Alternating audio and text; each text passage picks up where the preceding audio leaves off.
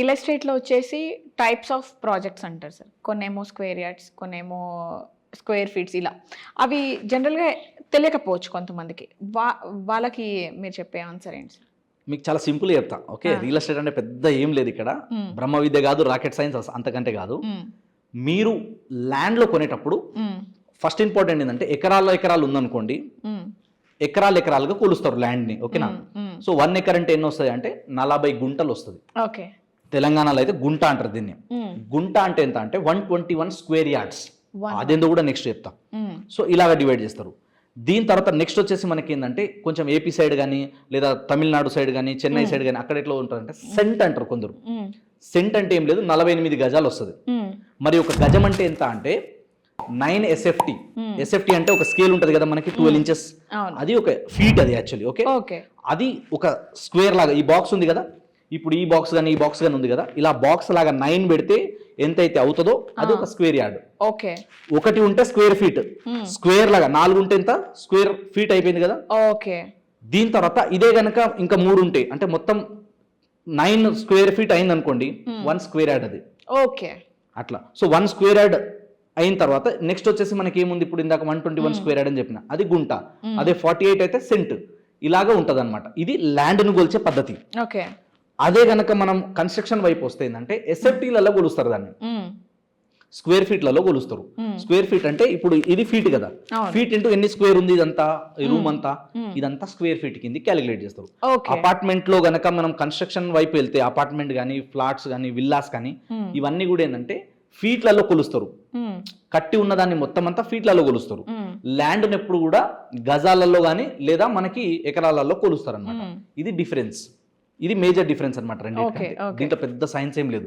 So మనం ఒకవేళ apartment side వెళ్తేనేమో SFT ఎంత ఉందన్నది చూసుకోవాలి. అదే ఒకవేళ మనం ప్లాట్లలో వెళ్తే స్క్వేర్ యార్డ్ ఎంత ఉందన్నది చూసుకోవాలి. ఎకర్స్ లో వెళ్తే కనుక ఎన్ని ఎకరాలు ఉంది, కొందరు 10 గుంటలు 20 గుంటలు 4 గుంటలు అని చెప్తారు. సో గుంటలు అన్నప్పుడు ఒక ఎకరానికి ఎన్ని గజాలు వస్తాయి మనకంటే, ఇప్పుడు ఒక ఎకరం గజం వచ్చేసి మనకి 9 SFT, దాన్ని మనం డివైడెడ్ బై చేసుకోవాలి లేదా ఇంటూ చేసుకోవాలి, ఎన్ని గజాలు ఉంటే అన్ని. ఒకవేళ మనం కనుక ఎకరాలు పోతున్నాం అనుకోండి, 40 గుంటలు ఇంటూ 1 ఎకర్. సో 40 గుంటలు అంటే గుంటకి 121 స్క్వేర్ యార్డ్స్. అట్లా. సో ఈ 121 స్క్వేర్ యార్డ్ ఇంటూ 1 గుంట, అది ఎన్ని గుంటలు ఉన్నాయో దాన్ని బట్టి ఆ ల్యాండ్ అంతుంది అని అర్థం. సో ఈ డిఫరెన్స్. సో రీసెంట్ టైమ్స్ లోనే HMDA ల్యాండ్ ఆప్షన్ లో 151 crores అంతకి సేల్ అవ్వడం జరిగింది సార్. అసలు ఏముంది ఆ ల్యాండ్లో? అంటే ఏమైనా బంగారం పండుతుందా ఏంటి? అసలు కోట్లలోనే పలుకుతోంది. సామాన్య మానవుడు దాని చుట్టుపక్కల అసలు తీసుకోగలిగేలా ఉందా సార్? అసలు హైదరాబాద్ కోకాపేట్లు 100 కోట్లు అనగానే మొత్తం ఇండియా మొత్తం ఇట్లా చూసింది, ఎవరా బాబు వీళ్ళు అని. అవునా కదా? అవును. సో హైదరాబాద్లో కోకాపేట్లో 100 కోట్లు అనగానే 100 కోట్ల అన్నారు. తర్వాత రీసెంట్గా తీసుకుంటే 1 month కూడా కాలే, అవును, ఇక్కడ రాయదుర్గం నాలెడ్జ్ సిటీ దగ్గర ఏమైందన్నారు, ఒకటేసారి ఇక్కడ వచ్చేసి మనకి 177 కోట్లు అన్నారు. తర్వాత మళ్ళీ రీసెంట్ ఆక్షన్లో ఇక్కడ మళ్ళీ అదే కోకాపేటలో మళ్ళీ అదే నియోపోలిస్ చుట్టుపక్కల మళ్ళీ ఆక్షన్ జరిగితే అక్కడ 130 కోట్లు ఒకటి, 150 కోట్ల దగ్గర కూడా ఒకటి వచ్చింది. దీన్ని బట్టి మనకి ఏమర్థమవుతుందంటే ఇవాళ రేటు రేపు ఉండదు ఖచ్చితంగా. అదే ఏరియా కదా, నియోపోలిస్ దగ్గరే కదా ఇంతకుముందు 100 కోట్లు కొన్నది, ఇప్పుడు 150 కోట్లు కొన్నది.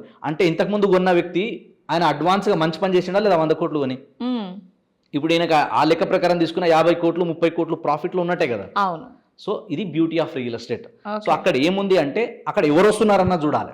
ఓకే, ఆ కోకాపేట ఆ ఏరియాలో వచ్చే వాళ్ళందరూ కూడా కొంచెం ఎఫోర్డబుల్ ఎక్కువ చేయగలిగే వాళ్ళు వస్తారు. పెద్ద పెద్ద బిజినెస్ మ్యాన్లు కావచ్చు, కంపెనీ CEOs కావచ్చు. ఎక్కువ అమౌంట్ ఎవరైతే ఎఫర్ట్ చేయగలుగుతారో, ఎవరైతే పెట్టగలుగుతారో లగ్జరీ వైపు, అండ్ అదే విధంగా అక్కడ వచ్చే డెవలప్మెంట్ ని బేస్ చేసుకుని వాళ్ళు ఇన్వెస్ట్మెంట్ చేస్తారు. ఐటీ మొత్తం అక్కడే ఉంది, ORR ఎక్కడానికి దిగడానికి ఈజీ యాక్సెస్ ఉంది. అక్కడ వచ్చే జనాలందరూ కంప్లీట్ డిఫరెంట్ ఉంటారు, వాళ్ళకి ఇచ్చే ఎమ్యూనిటీస్ ఫెసిలిటీస్ డిఫరెంట్ ఉంటాయి. అక్కడ పెద్ద లెవెల్లో డెవలప్ చేస్తారు. ఇప్పుడు ఒక 10 లక్షలు 20 లక్షలు పెట్టాలంటేనే మీరు నేను కూర్చొని దానికి 2 నెలలు 3 నెలలు మొత్తం ప్లాన్ చేస్తాం మనం. అవును. అట్లాంటిది 100 కోట్లు 150 కోట్లు పెట్టి ఎకరం కొంటున్నారంటే వాళ్ళెంత ప్లానింగ్ ఉంటుంది. సో మొన్న MSN వాళ్ళు అక్కడ కొన్నారు, ఇప్పుడు ఇక్కడ కొంటున్నారు, వేరే వేరే వజ్ర అనే కంపెనీ సంథింగ్ 3-4 కంపెనీలు వచ్చినాయి. సో వీళ్ళందరూ వచ్చి అక్కడ ఎందుకు ఇన్వెస్ట్మెంట్ చేస్తున్నారు?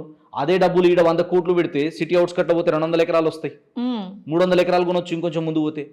అక్కడ వదిలేసి పోనీ హైదరాబాద్ లోనే వేరే ఏరియాలో తీసుకుంటే అదే 30 కోట్లు 40 కోట్ల ఎకరం వచ్చేస్తుంది కదా. 100 కోట్లు ఇక్కడ ఎందుకు పెట్టాలంటే దెర్ ఈస్ సంథింగ్. అక్కడ పైసలు పెడుతున్నారంటే ఒక బిజినెస్ మ్యాన్ దాని నుంచి ₹2 నాకు లాభం వస్తుంది, అది వర్త్ అని ఫీల్ అయితేనే పెడతారు, లేకపోతే పెట్టరు.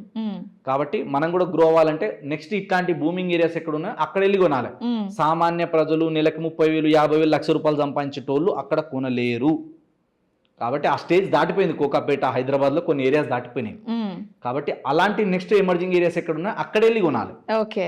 సో ఇప్పుడు రేవంత్ రెడ్డి గారి ప్రభుత్వం హైదరాబాద్లో ఈ ల్యాండ్ ట్రాన్స్ఫర్ ఏదైతే ఉందో అది నిజంగానే పొల్యూషన్ని తగ్గించే ప్రయత్నం అంటారా, లేకపోతే ఇంకేదైనా ఉందంటారా? అంటే నేను ఎట్లా చూస్తా అంటే, నేను ఒక రియల్ ఎస్టేట్ పర్సన్గా, ఓకే, ఇందాక మనం ఫస్ట్లో మాట్లాడుకున్నట్టు అది డిపెండ్స్. అది గవర్నమెంట్ ఏ ప్లానింగ్ చేద్దాం అనుకుంటున్నది, అది రెసిడెన్షియల్గా కన్వర్ట్ చేస్తారా, ఇండస్ట్రియల్గా కన్వర్ట్ చేస్తారా, అక్కడ ఏమేమి డెవలప్మెంట్ చేస్తారు, అక్కడ ఉండే జనాలని బేస్ చేసుకొని, అక్కడ వచ్చే ఎంప్లాయ్మెంట్ని బేస్ చేసుకొని, లేదా వాళ్ళు ఏదైతే డెవలప్మెంట్ చేయాలనుకున్న దానికి ఆ ల్యాండ్ సెట్ అవుతుందా లేదా అన్నది కూడా చూస్తారు. దాన్ని బేస్ చేసుకొని డెసిషన్స్ ఉంటుంది. మనం ముందే అన్ని ప్రిడిక్ట్ చేయలేము, ఎందుకంటే గవర్నమెంట్ ఇప్పుడు ఆల్రెడీ 2.5 years అయింది. నెక్స్ట్ గవర్నమెంట్ మళ్ళీ ఇదే గవర్నమెంట్ వస్తుందా, వేరే గవర్నమెంట్ వస్తుందా తెలియదు. ఇప్పుడు చెప్పిన అన్ని రేపే జరిగిపోతాయి, ఎల్లుండి జరిగిపోతాయి అంటే కాదు. ఏం జరగాలన్నా it take some time. So real estate is not about luck, real estate is not about prediction, it's all about patience. So patience game కాబట్టి కొంచెం వెయిట్ అండ్ వాచ్ టైంలో ఉంది ఇప్పుడు. అది నెక్స్ట్ ఏమేమి అప్డేట్స్ వస్తాయో మనం రానున్న రోజుల్లో ఇంకా దీని మీద డీటెయిల్గా మాట్లాడదాం. అంటే ఇప్పుడు ట్రాన్స్ఫర్ చేస్తున్నారు అని అంటే ఇండస్ట్రీస్ని కూడా చేయాల్సి వస్తుంది. సో ఈ ఇండస్ట్రీస్ అనేవి ఓఆర్ఆర్ అవతల మళ్ళీ ఏమన్నా కన్స్ట్రక్షన్ రీబిల్డ్ చేసే అవకాశం ఉందంటారా, లేదా ఇక ఓకే ట్రాన్స్ఫర్ అయిపోయింది అని చెప్పేసి సైలెంట్గా ఉండే అవకాశం ఉంది? సో గవర్నమెంట్ ఏం చేస్తుంది అంటే, ఎక్కడైతే జనాలు తక్కువ ఉంటారో, ఎక్కడైతే అక్కడ ఏమైనా కంపెనీస్ పెట్టినా చుట్టూ ఏమి ఎఫెక్ట్ అవ్వదు. ఇందాక మాట్లాడుకున్నట్టు కంప్లీట్ ఇండస్ట్రియల్ ఏరియాస్ ఎక్కువ ఉన్నాయి, లేదా ఎక్కడ పెడితే మనకు సూటబుల్ అవుతుందో అలాంటి ల్యాండ్ ని గుర్తించి అక్కడ మాత్రమే షిఫ్ట్ చేస్తుంది. ఇప్పుడు ఈడికేం తీసేస్తే ఇంకో దగ్గర పెట్టడం అంటే అక్కడ కూడా జనాలు ఉంటారు కదా, అక్కడ కూడా పొల్యూషన్ అవుతుంది, అక్కడ కూడా ఎఫెక్ట్ అవుతుంది కదా. So we can't satisfy every one. So కొన్నిసార్లు ఏమవుతుంది అంటే కొందరికి ఎఫెక్ట్ అవుతుంది, కానీ కొందరు త్యాగం వల్లనే ఎక్కువ మందికి లాభం జరుగుతుంది. కాబట్టి అక్కడ నుంచి వాళ్ళకి ఏదైనా వేరే ల్యాండ్స్ ఇవ్వడమా, గవర్నమెంట్ వేరే ఊరికి తరలించడమా, వాళ్ళకి ఇంకేదైనా వేరే ఫెసిలిటీస్ ప్రొవైడ్ చేయడమా చేస్తుంది. ఆ తర్వాత మాత్రమే అక్కడ షిఫ్ట్ చేస్తుంది. సో అది అవ్వడానికి టైం పడుతుంది. అండ్ అక్కడ ఉన్న రైతులు కొంచెం అమ్ముకున్న వాళ్ళు దూరం వెళ్ళి కొంటారు. సో ఈ డిఫరెన్స్ అనేది ఉంటుంది. సో విలేజ్ ని బట్టి, వాళ్ళు తీసుకున్న ఆపర్చునిటీస్ ని బేస్ చేసుకొని, గవర్నమెంట్ తీసుకొచ్చే పాలసీలను బట్టి కొన్ని చేంజెస్ అయితే జరుగుతాయి. సో బీఆర్ఎస్ పార్టీ ఉన్నప్పుడు ల్యాండ్ ప్రైజెస్ అనేవి మోడరేట్గా ఉన్నాయి, లేదంటే తక్కువగా ఉన్నాయి అని చెప్పేసి మాట్లాడారు. నెక్స్ట్ కమ్ టు కాంగ్రెస్ ఉన్నప్పుడు అమాంతం ప్రైజెస్ పెరిగిపోయాయి అని అయితే ఒక మాట అయితే ఉంది. మరి అది ఎంతవరకు వాస్తవం అంటారు? హైదరాబాద్లో గత ప్రభుత్వం ఉన్నప్పుడు కొంచెం రేట్లు ఎక్కువ ఉన్నాయి, లేదా ఇప్పుడు ఇంకా పెరిగిపోయినాయి. సో అక్కడ అంత డిమాండ్ అంటే జనాలు వచ్చి అంత కొంటురా లేదా కూడా తెలియదు, కానీ గవర్నమెంట్ ఊకే రేట్లు పెంచుతా ఉన్నారు. మనం చూస్తున్నాం ప్రతి 3 నెలలకు 6 నెలలకి రేట్లు పెంచుతా ఉన్నారు. ఎక్కడైతే పొటెన్షియల్ ఉంటుందో ఒక లొకేషన్కి, మీకు సింపుల్గా చెప్పాలంటే ఏ లొకేషన్కి అయితే ఆపర్చునిటీస్ ఎక్కువ ఉంటాయో, ఏ లొకేషన్లో అయితే కొత్తగా ఎంప్లాయ్మెంట్ క్రియేట్ అవుతుందో, ఇది బండ గుర్తు మీరు రియల్ ఎస్టేట్లో పెట్టుబడి పెట్టే ముందు.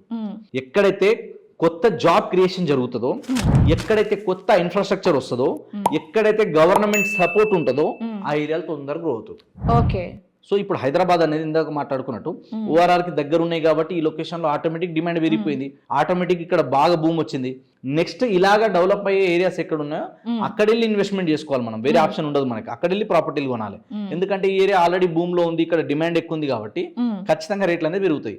అండ్ ఇప్పటిదాకా నేను మళ్ళీ చెప్తున్నా, నా దృష్టిలో హైదరాబాద్కు ఉన్న పొటెన్షియల్ని నేను చూస్తున్న దృష్టితో ఇంకా Hyderabad not touched the mark, ఇంకా టచ్ కాలే. నేను మొన్న చెప్పిన ఆల్రెడీ 100 కోట్లు అనగానే గగనం అన్నారు. నేను చెప్తానే ఉన్నా రేటు పెరుగుతారా నాయన, చూస్తా 177 కోట్లు పోయింది. మళ్ళీ చెప్తున్నా అది 170 కోట్లు కూడా లెక్క కాదు, 200 కోట్లు నాకు తెలిసి అతి తొందరలో కొట్టబోతుంది. 30 కల్లా అది 250 కోట్లు దాటే అవకాశం హైదరాబాద్ సరౌండింగ్ లో కొన్ని లొకేషన్స్ కి ఉన్నాయి. కాబట్టి జస్ట్ వెయిట్ అండ్ వాచ్, చూద్దాం ఎంతవరకు అవుతుంది ఏందన్నది. సో ఈ గ్లోబల్ సమ్మిట్ ద్వారా రాష్ట్రంలో ఏదైతే తెలంగాణ స్టేట్లో ఈ ఇన్వెస్ట్మెంట్స్ అనేవి పెరిగే అవకాశాలు ఉన్నాయంటారా? 100% ఉన్నాయి. రీసెంట్గా నిన్ననే వెళ్ళి నేను సైట్ విజిట్ అంతా చేసి వచ్చిన ఆ ఏరియా మొత్తం. ఎక్కడెక్కడ ఏమేమి సెటప్ నడుస్తుంది, అక్కడ ఏమేమి చేస్తున్నారు, ప్లానింగ్ ఏంటనేది మొత్తం రోడ్లన్నీ క్లీన్ చేయడం కావచ్చు, ఎవెన్యూ ప్లాంటేషన్ కావచ్చు, అక్కడ వర్క్ అంతా కూడా నెక్స్ట్ ఇంకో 1 week లో జరిగేదంతా కూడా ఇప్పటి నుంచే పకడ్బందీగా ప్లానింగ్ నుంచి జరుగుతూ ఉంది. ఫార్చ్యూన్ 500 కంపెనీస్ వస్తున్నాయి అక్కడ. సో ఫార్చ్యూన్ 500 కంపెనీస్ వస్తున్నాయి. అండ్ నెక్స్ట్ రేవంత్ రెడ్డి గారు ఏమన్నారంటే 2047 వరకు మాస్టర్ ప్లాన్ ని మేము డిజైన్ చేసి, ఇప్పటిదాకా హైదరాబాద్ లో ఏం గ్రోత్ వచ్చింది, నెక్స్ట్ 47 వరకు హైదరాబాద్ గ్రోత్ ఎలా ఉండబోతుంది, దానికి గవర్నమెంట్ నుంచి ఎలాంటి సపోర్ట్ ఉంటుంది, మన దగ్గర అంటే ఈ తెలంగాణలో ఏమేమి ఆపర్చునిటీస్ ఉన్నాయి, మీరు ఎందుకు ఇక్కడ ఇన్వెస్ట్మెంట్ చేయాలి, ఇక్కడ ఇన్వెస్ట్మెంట్ చేయడం వల్ల మేము మీకు బెనిఫిట్ ఏం చేయగలుగుతాము, ఇవన్నిటి గురించి ఒక పీపీటీ రెడీ చేస్తాం. మొత్తం ఈ ప్రెజెంటేషన్ మొత్తం రెడీ చేసి ఫార్చ్యూన్ 500 కంపెనీస్ అంటే ఒక్కో కంపెనీ నుంచి ఒక 10 మందో 20 మందో వస్తారు. వచ్చిన వాళ్ళు ఉత్తగా వచ్చిపోరు కదా, ఇక్కడ ఇంత ఆపర్చునిటీ ఉంది. ఇప్పుడు మనం ఇంతకు ముందు కూడా మాట్లాడుకున్నాం, అమెజాన్ ఎక్కడ ఉంది, యుఎస్ తర్వాత నెక్స్ట్ పెద్దది ఎక్కడ ఉంది ఆఫీస్ హైదరాబాద్లో ఉంది, గూగుల్ ఎక్కడ ఉంది, తర్వాత వచ్చేసి మనకి ఫేస్బుక్ మెటా ఎక్కడ ఉంది, ఇక్కడే ఉంది, యాపిల్ ఎక్కడ ఉంది, ఇక్కడే ఉంది కదా. సో ఇలాగా చాలా కంపెనీస్ ఆల్రెడీ హైదరాబాద్లో ఉన్నాయి.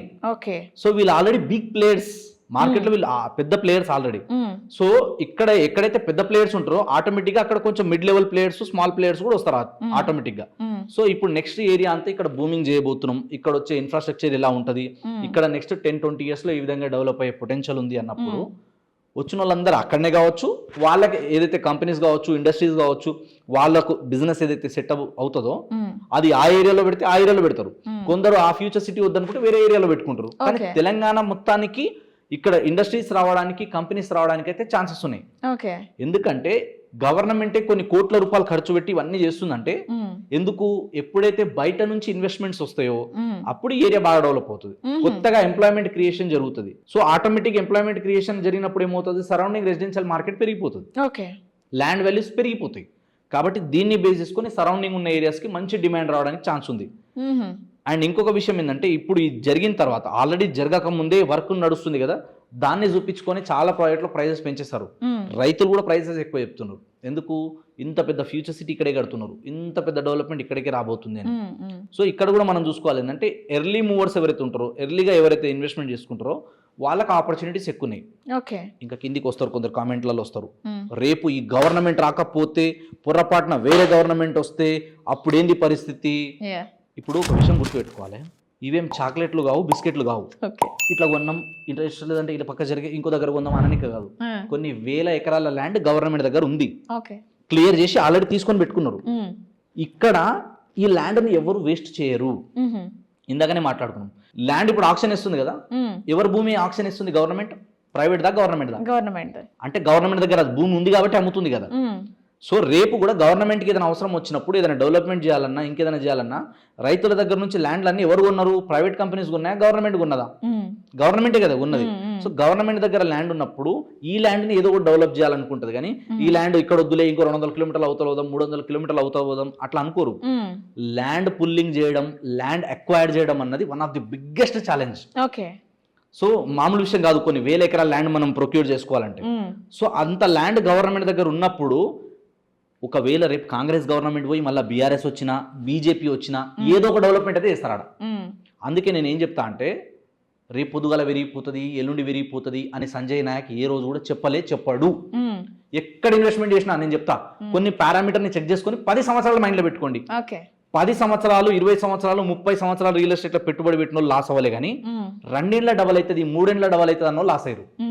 చరిత్ర చూసుకోండి మీరు కావాలంటే. సో కంపౌండింగ్ ఇంట్రెస్ట్ అనేది ఓవర్ నైట్ అవ్వదు. ఈ కంపెనీస్ అన్ని రేపే వచ్చేస్తాయి, ఎల్లుండి పనులు స్టార్ట్ చేస్తాయని చెప్పలేం. It take some time. ఇప్పుడు వర్క్ ఈ గ్లోబల్ సమ్మిట్ అయిన తర్వాత మళ్ళీ 6 months టైం పడుతుంది దానికి. ఏ కంపెనీ ఎక్కడెక్కడ రావాలి, వాళ్ళకి ఎంత ల్యాండ్ అలాట్ చేయాలి ఏంటనేది 6 months టైం పడుతుంది. వాళ్ళు నిజంగా తొందరగా కంపెనీ స్టార్ట్ చేయాలి, వర్క్ అంతా ప్రోగ్రెస్ అవ్వాలంటే ఇట్ టేక్ సమ్ టైం. అది 2 ఏళ్ళు అవ్వచ్చు, 5 ఏళ్ళు అవ్వచ్చు. అందుకే సేల్స్ నేను 10 ఏళ్ళు అని చెప్తున్నా. సో ఇవన్నీ బాగానే ఉన్నాయి సార్. మరి అవన్నీ ఏర్పాటు అయిన తర్వాత అసలు రియల్ ఎస్టేట్ రంగం పైన అది చూపించే ఎఫెక్ట్ ఎలా ఉంటుందంటారు? ట్రమెండస్ ఉంటుంది. హౌ? ఎందుకు ఉంటుంది అంటే, అక్కడ ఆల్రెడీ మనకి ల్యాండ్ ఉంది, అక్కడ ఆల్రెడీ గవర్నమెంట్ సపోర్ట్ ఉంది. అవునా కదా, గవర్నమెంట్ మరీ ఫోకస్ చేసి ఏమన్నారు, మొన్న అక్కడ శంకుస్థాపన చేసినప్పుడు నెలలో 3 రోజులు మేము ఇక్కడే కూర్చుంటామన్నారు. Point number 1. ఆల్రెడీ ఆయన చెప్పినట్టే రెగ్యులర్ గా తిరుగుతున్నారా లేదా అక్కడ. Point number 2. పాయింట్ నెంబర్ 3, అక్కడ already regional ring road alignment ఉంది, ప్రపోజల్ ఉంది. రేడియల్ రోడ్స్, కనెక్టింగ్ రోడ్స్, ఇవన్నీ ప్రపోజల్స్ ఉన్నాయి. అదే విధంగా సిటీకి చాలా దగ్గర ఉంది. ఆ ఫ్యూచర్ సిటీ, 4th సిటీ అంతా తిప్పి కొట్టినా కూడా 30 కిలోమీటర్ల కన్నా ఎక్కువ ఉండదు, మ్యాక్స్ 30 కిలోమీటర్లు అంతే. సో 30 కిలోమీటర్ రేడియస్ ఎక్కడ నుంచి ఉంది, అది ఓఆర్ఆర్ నుంచి, ఎయిర్పోర్ట్ నుంచి. సో ఎయిర్పోర్ట్ కి దగ్గరగా ఇంత ల్యాండ్ అవైలబిలిటీ ఉన్నప్పుడు ఈ గవర్నమెంట్ కాకపోయినా ఇంకో గవర్నమెంట్ వచ్చినా, ఎవరు వచ్చినా కూడా మినిమం డెవలప్మెంట్స్ కి, మినిమం గ్రోత్ కి guarantee. It take some time but guarantee అవుతుంది. కాబట్టి ఇక్కడ ఎప్పుడైతే కంపెనీస్ వస్తున్నాయో, ఇంత పెద్ద లెవెల్లో ఇన్వెస్ట్మెంట్స్ వస్తున్నాయో, ఆటోమేటిక్ గా దీన్ని చూపించుకొని సరౌండింగ్ 30 కిలోమీటర్ రేడియస్ పెరుగుతుంది. మళ్ళీ చెప్తున్నా 30 కిలోమీటర్ రేడియస్ పెరుగుతుంది. ఈడికేని 4th ఇప్పుడు ఎట్లా చెప్తున్నాం మనం, గచ్చిబౌలి నుంచి 50 minutes డ్రైవ్, గచ్చిబౌలి నుంచి 1 hour డ్రైవ్ అని చెప్తున్నాం కదా. రేపు ఫ్యూచర్ సిటీ నుంచి 10 minutes డ్రైవ్, 5 minutes డ్రైవ్ అంటారు. సో దీన్ని బేస్ చేసుకొని సరౌండింగ్ ఏరియాస్ అన్ని కూడా పెరుగుతాయి. సో ఇవన్నీ పెరగాలన్నా, ఇవన్నీ డెవలప్ కావాలన్నా ఇట్ టేక్ సమ్ టైం. ఎవరైతే రియాలిటీని మ్యాచ్ చేసుకుంటూ, ఎవరైతే ప్రాక్టికల్గా ఆలోచించి వాస్తవాలను గుర్తించి ప్రాపర్టీలు కొనడం కానీ అమ్మడం చేస్తారో వాళ్ళు ప్రాఫిట్స్ ఉంటారు. కానీ అరచేతిలో వైకుంఠం చూపించి ఎల్లుండి అయిపోతుంది, మొన్ననే ఇట్లా అయింది, రేపు ఇట్లా అయిపోతుంది అంటే నమ్మకం. ఓకే. సో విత్ పేషెన్స్, ఇందాక చెప్పిన it's not about emotions, it's all about patience. So patience తో మాత్రమే వెళ్ళాలి. ఎమోషనల్ బయింగ్ చేయకూడదు. అది వచ్చేస్తుంది, ఇది వచ్చేస్తుంది అని చెప్పి ఫోమోలో పడిపోయి కొనొద్దు. ఎక్కడ ప్రాపర్టీ కొన్నా కొన్ని స్ట్రాటజీలు మెయింటైన్ చేయాలి, కొన్ని గైడ్ లైన్స్ తీసుకోవాలి, కొన్ని సలహాలు సూచనలు తీసుకుని వెళ్ళాలి. Don't only follow news. News ని చూసి మీరు బ్లైండ్ గా వెళ్ళిపోకండి. Take guidelines from professional real estate expert. వాళ్ళ సలహాలు సూచనలు తీసుకుని మాత్రమే వెళ్ళండి. లేకపోతే ఇప్పుడు పెడతారు రియల్ ఎస్టేట్లో అందరు దొంగలు, రేపు డెవలప్ కాకపోతే, నిజంగా అంత అవన్నీ రాకపోతే, ఓవర్ నైట్లో కాకపోతే మస్తు చెప్తారు అని అందరు ఏం చెప్తారంటే మళ్ళీ తిట్టుకునేది రియల్ ఎస్టేట్ ఏజెంట్లని, రియల్ ఎస్టేట్ డెవలపర్లని తిట్టుకుంటారు. కాబట్టి మనం జాగ్రత్త తీసుకోవాలి. మరి ఎక్స్పర్ట్స్ని తో మాట్లాడాలని చెప్తున్నారు, మరి మా వాళ్ళు మీలాంటి ఎక్స్పర్ట్ని రీచ్ అవ్వాలంటే ఏం చేయాలి? జస్ట్ ఒక కాల్ దూరం అంతే. డిస్ప్లే స్క్రీన్ మీద కనిపిస్తున్న నెంబర్ కాల్ చేస్తే ఎవరైనా ప్రాపర్టీలు కొనాలన్నా అమ్మాలన్నా, వాళ్ళకి రియల్ ఎస్టేట్ రిలేటెడ్ ఎలాంటి క్వైరీస్ ఉన్నా మాకు రీచ్ అవుట్ అయితే మేము ఒక బ్రదర్ లాగా హెల్ప్ చేస్తాం. మీరు మా దగ్గర కొన్నా కొనకపోయినా సర్వీస్లో మాత్రం ఎక్కడ తేడా ఉండదు. మా నుంచి మీకు వచ్చే మర్యాదలో ఏ మాత్రం మర్యాదలు తగ్గినాం. This is what we can commit. And ఇంకొక మాట లాస్ట్ అండ్ ఫైనల్ ఏం చెప్తా అంటే, వేరే వాళ్ళలాగా అంటే అందరం కాదు, మేము ఫిల్టర్ వేసుకొని మీకు ఓవర్ హైప్ చూపించి హైప్లలో ఎప్పుడు ప్రాపర్టీలు అమ్మం. What we do, what we sell is only ప్రాక్టికల్గా రియాలిటీలో మ్యాచ్ అవుతుంది. మీ డబ్బు మీ డబ్బు కాదు, నా డబ్బు అది. మీరు నా దగ్గరకు వచ్చారంటే అది నాది అని ఫీల్ అయ్యి మాత్రమే, నేను కొంటే ఎలాంటివి కొంటానో, నేను అమ్ముతే ఎలా చూసుకొని అమ్ముతానో ఆ పారామీటర్లో మాత్రమే సజెస్ట్ చేస్తాను. Okay sir, thank you so much sir. మంచి వాల్యుబుల్ ఇన్ఫర్మేషన్ ఇచ్చారు మాకు. సో గైస్, ఇది మీకు ఏమన్నా సరే డౌట్స్ ఉన్నా స్క్రీన్ మీద కనిపిస్తున్న నెంబర్కి కాల్ చేస్తే సార్ మీతో మాట్లాడతారు. మీకు ఏ డౌట్స్ ఉన్నా కానీ సార్ క్లారిఫై చేస్తారు. సో ఇంకొక కొత్త వీడియోతో మళ్ళీ నేను మీ ముందుంటాను. వీడియోని ఎక్కడ కూడా స్కిప్ చేయకుండా మొత్తం వీడియో చూస్తే మీకు అర్థమవుతుంది. అండ్ సోషల్ పోస్ట్ని యూట్యూబ్లోనే కాదండి, ఇన్స్టాగ్రామ్, ఫేస్బుక్, ట్విట్టర్లో కూడా ఫాలో చేయండి. ఇంకొక వీడియోతో మళ్ళీ నేను మీ ముందుంటాను. అంతవరకు నేను మీ వాసవి ఆచార్య. బాయ్.